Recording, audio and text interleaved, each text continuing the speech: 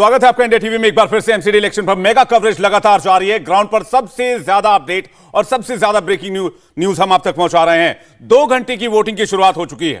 15 साल से एमसीडी में बीजेपी का राज है और 2022 में भी क्या बीजेपी का दम दिखेगा या फिर आम आदमी पार्टी अपना परचम लहरा देगी? अब की बार किसका वोटर वोकल है? 250 सीट पर बूथ की रिपोर्ट हमारे रिपोर्टर आप तक लगातार पहुंचा रहे हैं। इस बार एमसीडी चुनाव सत्येंद्र जैन का दरबारे तिहाड़ और कूड़े का पहाड़ बनाम हो चुका है। इसमें ये दोनों टॉपिक बहुत अहम माने जा रहे हैं। दिल्ली की जनता अपने वोट से किस पर चोट करेगी, इसका नतीजा 7 दिसंबर को पता चलेगा जब एमसीडी चुनाव के नतीजे सामने आएंगे। लेकिन परिसीमन के बाद यह पहला चुनाव हो रहा है। 272 से सीटें घटकर 250 हो चुकी हैं और 3 समितियों से अलग होकर अब एक ही मेयर होगा दिल्ली में। इसका भी विधेयक संसद में पास किया जा चुका है। तो बहुत ज्यादा दिलचस्प चुनाव इसलिए है क्योंकि मुकाबला त्रिकोणीय बताया जा रहा है, लेकिन बीजेपी और आम आदमी पार्टी आमने सामने के मुकाबले में है।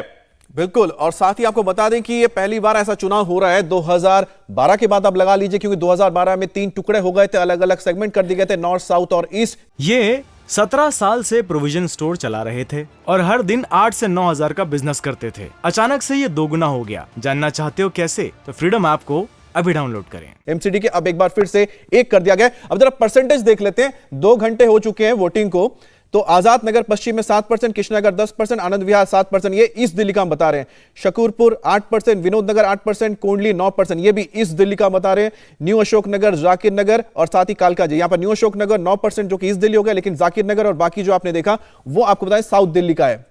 तो कुल मिलाकर अब जो वोटिंग परसेंट है धीरे धीरे बढ़ रहा है और हम कह सकते हैं कि जो एवरेज है वो करीब करीब 9 से 10% के आसपास पहुंच चुका है। विवेक, और नरेला पश्चिम 7%, रोहिणी ए 8%, रेठाला 8%, बवाना 9% वोटिंग अभी तक हो चुकी है। वोटिंग की रफ्तार ठीक ठाक कह सकते हैं। यमुना विहार में 9%, मौजपुर 10%, मयूर विहार फेज 1 में 8% और इसी तरह नरेला पश्चिम में 7%। मुखर्जी नगर काफी आगे चल रहा है, 10% वोटिंग हो चुकी है। जहांगीरपुरी पश्चिम में 7% वोट हो चुकी है।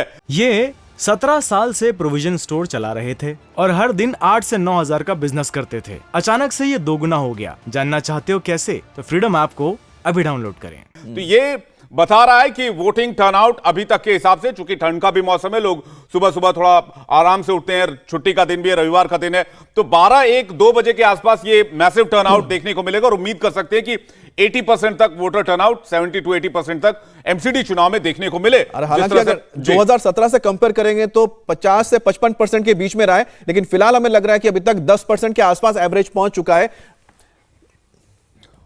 दिल्ली एमसीडी का चुनाव अभी तक बाइपोलर रहता था, लेकिन आम आदमी पार्टी की एंट्री के बाद यह चुनाव बीजेपी वर्सेस आम आदमी पार्टी वर्सेस कांग्रेस हो चुका है। और आम आदमी पार्टी की पॉपुलैरिटी के बाद बीजेपी ने पिछला चुनाव बहुत बड़े मार्जिन से जीता था। 181 वोट मिले थे, सीट मिले थे वहां पर, क्योंकि 270 सीटें थी। लेकिन रिपोर्ट्स के मुताबिक इस बार बीजेपी को आपसे कड़ी टक्कर मिल रही है। तो यानी 2017 से जो त्रिकोणीय मुकाबला है विवेक, उसकी शुरुआत हो चुकी थी। लेकिन अब यह देखना है कि इसमें कांग्रेस कहां खड़ी, क्योंकि कांग्रेस 2017 में तीसरे नंबर पर थी। हालांकि एक वक्त भी था कि जब उन्होंने चाहे दिल्ली हो या फिर एमसीडी हो, वहां पर भी उन्होंने राज किया है। लेकिन 2007 से लगातार यहां पर बीजेपी काबिज है। इंडिया टीवी हर वक्त हर जगह डाउनलोड करने के लिए सर्च करें India TV news Google play store या ऐप स्टोर पर।